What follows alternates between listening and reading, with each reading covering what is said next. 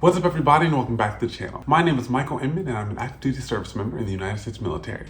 On this channel I've chronicled my time in the Air Force and also I like to do military movie reviews. In this video we're going to be reviewing Star Wars A New Hope, the first film released in the Star Wars franchise, even though it's technically I think episode 4.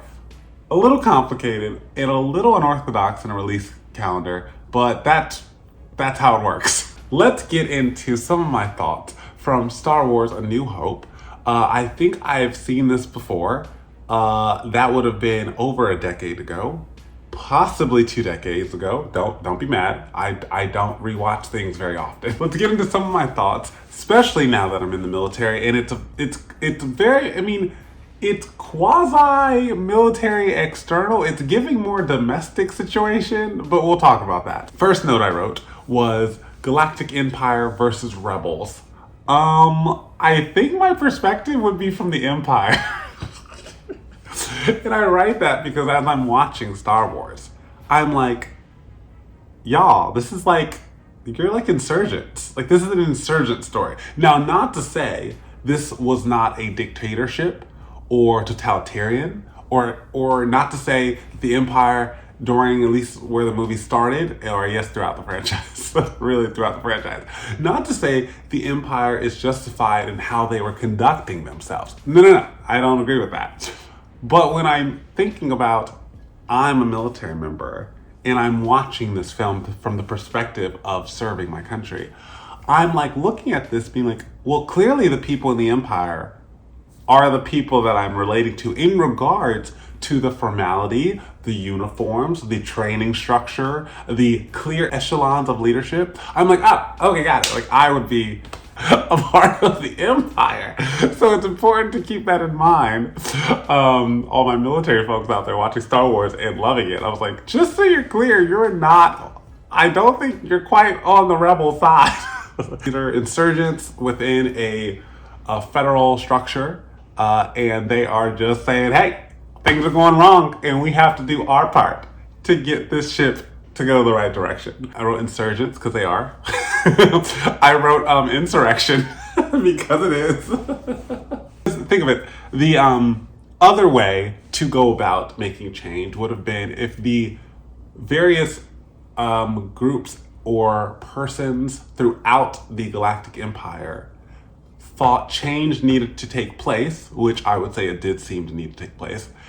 If then they made sure to vote in representatives from their either planets or from their regions of space, going then to the Senate, and then getting enough cohesion and votes in the Senate to then change who the leader is, and then change the policies to be more inclusive and less totalitarian. That would have been the route that was within the guardrails of, democracy or, a federal institution. That would have been the way to do it. These rebels said, incorrect, that's not gonna work for me. Next bullet point that I wrote. In this film, when the scavengers were like stealing robots and then just selling them as they went through the different towns, it was definitely giving slavery and I didn't love that. But their robots, so I'll let it go. But they seem to be sentient, so a little weird. It felt a little uncomfortable. This is a great moment to pause the video and tell you what the movie's about. So in short, if I'm going to keep this pretty brief, the plot of Star Wars A New Hope, Episode 4. The plot is there are rebels trying to flee from the Empire, the Galactic Empire, because the Empire is trying to stomp out any, insurrection or insurgency going on within the Galactic federal system. And after an attack or something, it gets really close to the rebels being squashed out. So then Princess Leia sends a message via a robot called C-3PO. That eventually gets to a farm boy.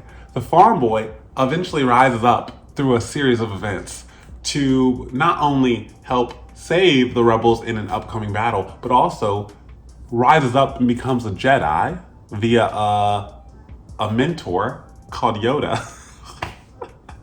There's a lot going on. There's a lot of mentorship. There's a lot of cool people around this certain Luke Skywalker. The point is Luke Skywalker, who has quite a knack for flying. He's quite good at flying. Like, he just has a natural pilot ability. So for all my future pilots out there, maybe you're your own Luke Skywalker. Yeah, the brain and the, dexterity, it all leans to being a pretty quick and nimble pilot. This person rises up through the story and eventually saves the day and saves the rebels in the ultimate battle in this film. There's a number of recurring battles between the rebels and the Galactic Empire. It's also worth mentioning that there's a very, very big scary weapon called a Death Star, which we'll get to in a sec. The Death Star is very impressive. So if you just think about military equipment, military weaponry, armaments, and just, technological advances in the category of armament, most of us in the modern world will think of like a nuclear weapon. Well, Star Wars, of course, had to up the ante because this is also Hollywood and in the future. So the Death Star represents a spaceship that can blow up an entire planet. That is extremely concerning and seemingly unethical, but it's also worth mentioning if you take off those glasses and put on your engineering and scientific glasses, that is a crazy impressive accomplishment. Because I'm sorry, how did the engineers get enough power to be exerted toward a planet for it to cut to the core and blow it up? Where did they go? MIT? You just take away the story and the plot line and the usage. I'm very shook that the engineers accomplished their goal. So that's impressive. Continuing on, the next thing I wrote was that this is like a civil war between Federation states because there's rebels, and the rebels seem to come from the outer territories of the Galactic Empire, and they're talking to each other, and then they fight against the Federation to be like, hey, back up, we do what we want out here, and we don't even like you. In short, since it's not quite a clean other entity, again, it's very like insurgency-esque, it's more like a civil war between Federation states, because it's a large federation. It's not quite a galactic empire yet.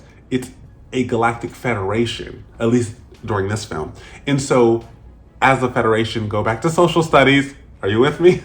It's a collection of states saying we are going to work together to become an entity, but we all still have some of our sovereignty built into what a federation is. So, this is a civil war within that federation. Some states are not enjoying how things are going or how they're being treated or how they're being taxed. So thus, they're kind of fighting within, and only once there's an official war called, that's when it'd be a cleaner. Also, you'd have to have a change of government structure. So it'd have to be, we are no longer a federation, we're an empire. That happens later.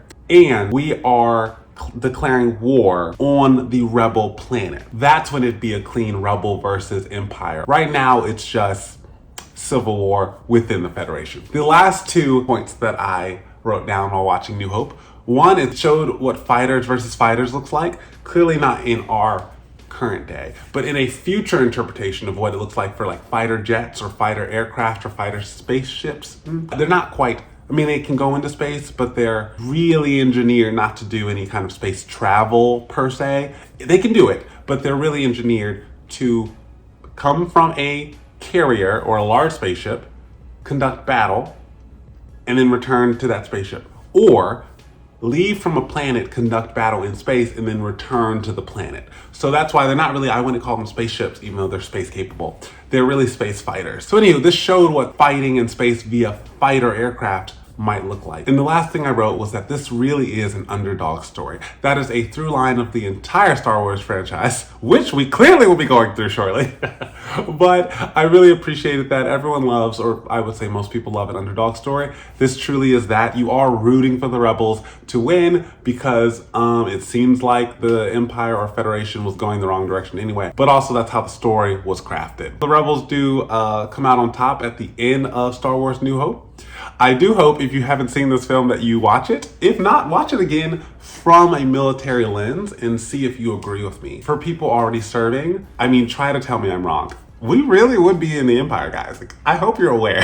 I hope you're tracking that. It's just an interesting thing to think about while watching this film and the entire franchise. So thank you for joining me today. I hope you enjoyed it. If you want to see a little bit more of my face, you can find me on Instagram at Michael A. Inman _. Until the next one, see you later.